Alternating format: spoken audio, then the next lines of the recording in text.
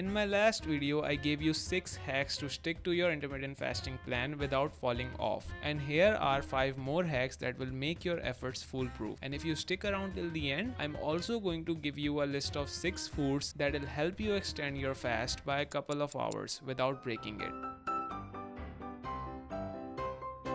You probably have a passion project that you've been avoiding for a long time, and now is your best chance to get started with it. Or a new hobby that you've been dying to take up. Replace the time that you used to cook or the time you used to order takeout with painting the next rendition of a classic work of art. Call your mom, play a game, read a book, touch grass. Most of the times, boredom signals hunger, and if you expose yourself to other means of alleviating boredom, you're less likely to think about food. The key is to stay busy. But beware, not all activities are created equal, and this one happens to be the most destructive, as it happens to be the number one trigger for hunger. Although the best way to prevent external events from influencing your behavior is to meditate so that you can catch yourself when you're about to make impulsive decisions, but in the short term, the best you can do is avoid the triggers, and that includes not being in the same room as your brother when he's gouging on an ice cream tub, not watching mukbangs on YouTube, or going for grocery shopping when you're fasting. And most importantly, social media is filled with food advertisements, so stay away from external triggers. You are more likely to follow through on what you set out to do if you have a friend who has the same goals. And it's okay if you have no real friends and have to pretend that your imaginary YouTube subscribers will eventually talk back to you.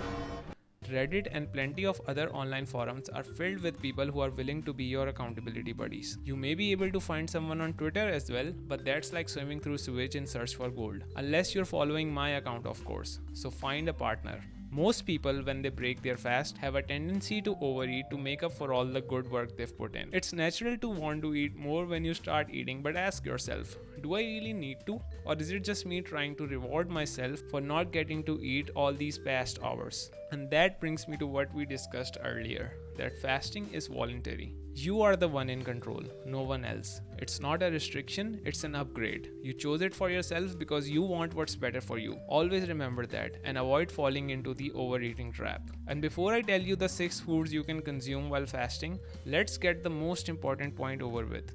It is perfectly fine to break your fast if you absolutely need to.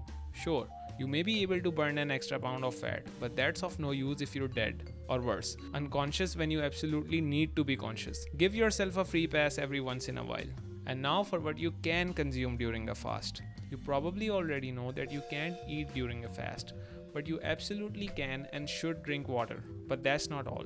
You can also consume green tea, herbal tea, and black coffee, all without any sugar or non-sugar sweeteners. But there are 2 more options that you can use sparingly, and that's coffee with a bit of cream and bone broth.